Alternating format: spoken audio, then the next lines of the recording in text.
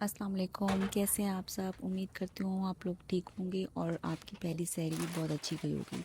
मेरी भी ठीक थी। जो पाकिस्तानी अमेरिका में रहते हैं वो मेरी बात को समझ सकते होंगे कि यहाँ के रमज़ान मेरे लिए और उनके लिए कैसे होते होंगे।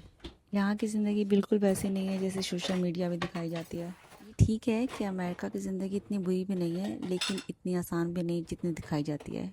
बचपन से सुनते आ रहे थे अमेरिका पहुंच जाओ लाइफ सेट हो जाएगी। लोगों को लगता है जैसे पहला कदम अमेरिका में रखेंगे और कामयाबी दूसरा कदम होगी, लेकिन हकीकत बिल्कुल अपोजिट है। यहाँ पे कोई शॉर्टकट नहीं है कामयाबी का।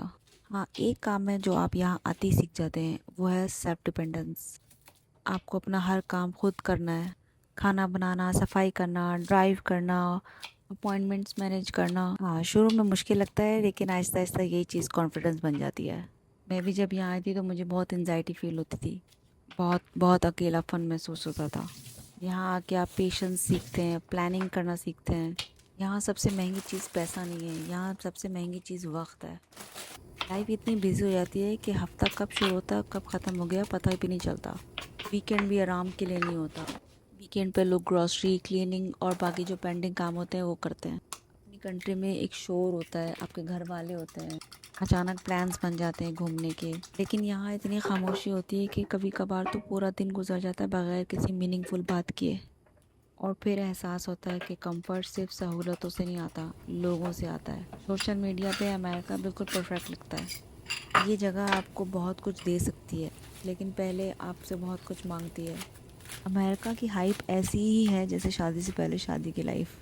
जैसे हमें शादी से पहले लगता है कि शादी की लाइफ बहुत रोमांटिक होगी, रोज़ सरप्राइजेस मिलेंगे, लॉन्ग ड्राइव पे जाएंगे, फिल्मी सीन होगा कोई। हाँ, कुछ सरप्राइजेस तो मिलते हैं जैसे घर के कामों के, जिम्मेदारियों के, और सबसे बड़ा सरप्राइज़ कि आज खाने में क्या बनेगा।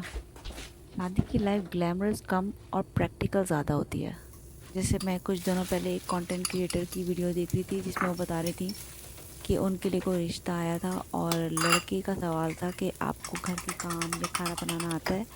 तो उस पे उन मैडम का ये रिस्पॉन्स था कि मैं कोई मेड हूँ जिससे ये सवाल पूछ रहे हैं। तो बहन, हमने भी ये घर में काम कभी नहीं किए थे, लेकिन शादी के बाद हर लड़की को ये सब कुछ करना पड़ता है और करना चाहिए, करना आना भी चाहिए। अपने घर का काम करने से कोई मेड थोड़ी बन जाता है। शादी में एक दूसरे की केयर करना ये मोहब्बत है। लोग समझते हैं शादी में सारी जिम्मेदारी मर्द की है, औरत की कोई जिम्मेदारी नहीं है, लेकिन नहीं, दोनों की मुश्तरका जिम्मेदारियाँ होती हैं। अपने पर्सनल एक्सपीरियंस से बता रही हूँ कि आदमी को अगर इज्जत और उसका ख्याल रखा जाए तो फिर आप जो बोलेंगी ना वो सब करेगा वो।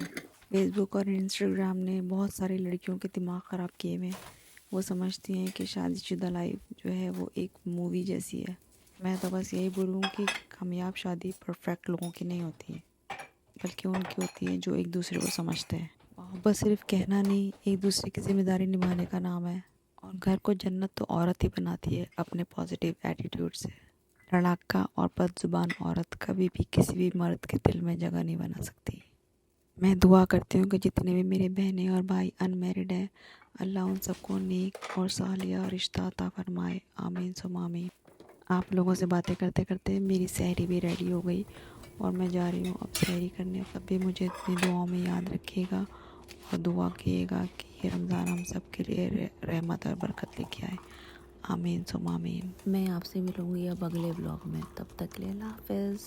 مولاي صل وسلم دائما أبدا على